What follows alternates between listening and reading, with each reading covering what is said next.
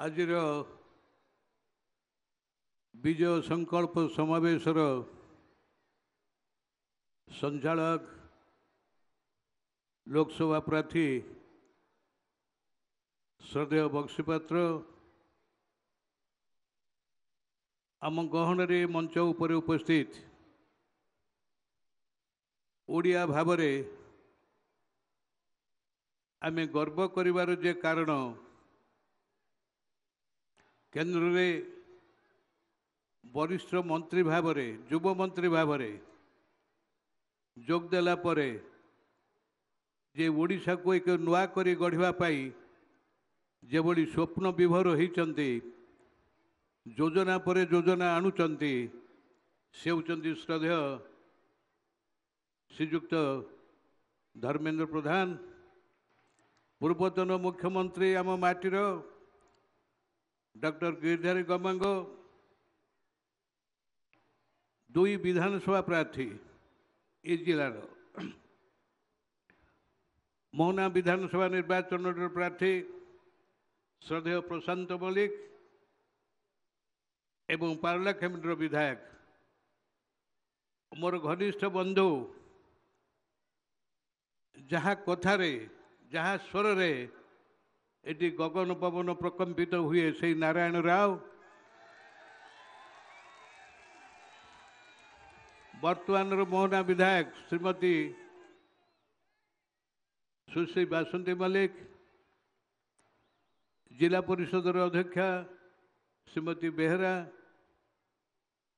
ଭାରତୀୟ ଜନତା ପାର୍ଟିର ମଞ୍ଚ ଉପରେ ଉପସ୍ଥିତ ସମସ୍ତ ବରିଷ୍ଠ କର୍ମକର୍ତ୍ତା ବନ୍ଧୁମାନେ ଭାଇ ଓ ଭଉଣୀମାନେ ଗଣମାଧ୍ୟମର ବନ୍ଧୁମାନେ ଆଚ୍ଛା ଗଣମାଧ୍ୟମର ବନ୍ଧୁମାନେ ଯଦି ଏଠି ଦେଖୁଥିବେ ଏଠି କ'ଣ ନିର୍ବାଚନ ପ୍ରଚାର କରିବାର ଆମର ଆଉ ଆବଶ୍ୟକ ଅଛି ଥାଳି ମାରିଦେଲେ ଲୋକ ଚାଲିଯିବେ ଲକ୍ଷାଧିକ ଜନସାଧାରଣ ଏହା ହିଁ ସୂଚାଇ ଦେଉଛି ପରିବର୍ତ୍ତନ ଆସୁଛି ବିଗତ 14 ମସିହାରେ ଭାରତବର୍ଷର ପ୍ରଧାନମନ୍ତ୍ରୀ ଭାବରେ ଦାୟିତ୍ୱ ନେଲେ ଶ୍ରୀ ନରେନ୍ଦ୍ର ମୋଦି ଏ ଭିତରେ ସେ କ'ଣ ପ୍ରମାଣ କଲେ ଭାରତବର୍ଷର ସେ ହେଉଛନ୍ତି ଯୋଗ୍ୟତମ ପ୍ରଧାନମନ୍ତ୍ରୀ ଦୁଇଟା କାରଣରୁ ପ୍ରଥମ କାରଣ ହେଉଛି 30ଟା ରାଜ୍ୟକୁ ନେଇ ଗଠିତ ହୋଇଛି ଭାରତ ଏବଂ କେନ୍ଦ୍ର ସରକାର ସେଠି ଯେ ପ୍ରଧାନମନ୍ତ୍ରୀ ହେବେ ତାଙ୍କର ପ୍ରଥମ ଦାୟିତ୍ୱ ହେଲା ରାଷ୍ଟ୍ରୀୟ ଭାବନା 30ଟି ରାଜ୍ୟର ସମବିକାଶ ହେଲେ ଦେଶ ଶକ୍ତିଶାଳୀ ହେବ ଅତୀତରେ ଏକଥା ହେଉନଥିଲା ଶ୍ରୀମତୀ ଇନ୍ଦିରା ଗାନ୍ଧୀଙ୍କ ସମୟରୁ ଦଳୀୟ ଭାବନା ଆଞ୍ଚଳିକ ଭାବନା ରାଜ୍ୟର ସ୍ୱାଭାବିକ ନେତୃତ୍ୱକୁ ଅବହେଳା କରି ଉପର ମୁଣ୍ଡରୁ ନଦୀ ଦେବାର ଯେଉଁ କରିପାରିଲା ଏ ଭାରତବର୍ଷକୁ ଏକ ବିପଜ୍ଜନକ ଅବସ୍ଥାକୁ ନେଲା ଆଞ୍ଚଳିକ ଦଳ ପରେ ଦଳ ସୃଷ୍ଟି ହେଲା ଏବଂ ସମବିକାଶ କଥାକୁ ଭୁଲିଗଲେ ଲୋକ ଓଡ଼ିଶା ଭଳି ଗୋଟେ ରାଜ୍ୟ ଯାହାର ବଣ ଜଙ୍ଗଲରେ ଖଣି ଖାଦାନରେ ନଦ ନଦୀରେ ସମୁଦ୍ର ବେଳାଭୂମିରେ ଯେତିକି ପ୍ରାକୃତିକ ସମ୍ପଦ ରହିଛି ଭାରତବର୍ଷରେ କୌଣସି ରାଜ୍ୟରେ ଏତିକି ସମ୍ପଦ ନାହିଁ ଏବଂ ପ୍ରାକୃତିକ ସମ୍ପଦ ଓଡ଼ିଶା ହେଉଛି ଭାରତବର୍ଷର ସବୁଠୁ ସମୃଦ୍ଧ ରାଜ୍ୟ କିନ୍ତୁ ୟାର ଲୋକେ ହେଉଛନ୍ତି ସବୁଠୁ ଗରିବ ଏଇ ଯେଉଁ ବିପରୀତମୁଖୀ କଥା ଅନେକ ସ୍ଲୋଗାନ ହେଇଛି ଅନେକ ଧ୍ୱନି ହେଇଛି ଆଜି କେହି କହିବା ପୂର୍ବରୁ ଆଜି ଶ୍ରୀଯୁକ୍ତ ନରେନ୍ଦ୍ର ମୋଦି ଧର୍ମେନ୍ଦ୍ର ପ୍ରଧାନଙ୍କ ପରାମର୍ଶରେ ଭାରତବର୍ଷର ପୂର୍ବ ଉପକୂଳରେ ଓଡ଼ିଶାକୁ ଏକ ଅଗ୍ରଗାମୀ ରାଜ୍ୟରେ ପରିଣତ କରିବା ପାଇଁ ଯେଉଁ ସଂକଳ୍ପ ନେଇଛନ୍ତି ଯେଉଁ ଶପଥ ନେଇଛନ୍ତି ଯାହା ଯାହା କରୁଛନ୍ତି ଆମେ ଗର୍ବ ଅନୁଭବ କରିବା କଥା କିନ୍ତୁ ଦୁଃଖର କଥା ଓଡ଼ିଶାରେ ଯେଉଁ ସରକାର ଅଛି ସେ ସରକାର କେନ୍ଦ୍ରର ଯୋଜନାକୁ ଗ୍ରହଣ କରୁନାହିଁ ସହଯୋଗ କରୁନାହିଁ କେନ୍ଦ୍ର ଦେଉଥିବା ଟଙ୍କାକୁ ବାଟମାରଣା କରୁଛନ୍ତି ଦିନ ଦ୍ୱିପହରେ ଏବଂ ସେ ପରିପ୍ରେକ୍ଷୀରେ ଯେତେବେଳେ ଦେଶର ଅଖଣ୍ଡତା କଥା ଉଠୁଛି ଆମର ପଡ଼ୋଶୀ ରାଜ୍ୟ ପାକିସ୍ତାନ ଦେଶ ସ୍ୱାଧୀନ ହେଲା ପରଠାରୁ ଆମ ସହିତ ଶତ୍ରୁତା କରି ଚାଲିଛି तार अवसान घटु नथिला। निकट अतीत बर्बरचित भाव में पाकिस्तान सरकार प्ररोचन उग्रवादी माने विस्फोरण घटई आमर 41 जन जवान को शहीद करदे। गर्जन कोटी उठिले प्रधानमंत्री नरेंद्र मोदी कहले हे पाकिस्तान सरकार तमर पापिष्ट गुरद्वादी मैंने जहाँ कर मोर 41 जन शहीद कर मोर जवान मान को जो मैंने देश मातृका जगिक रही मु बदला नेबी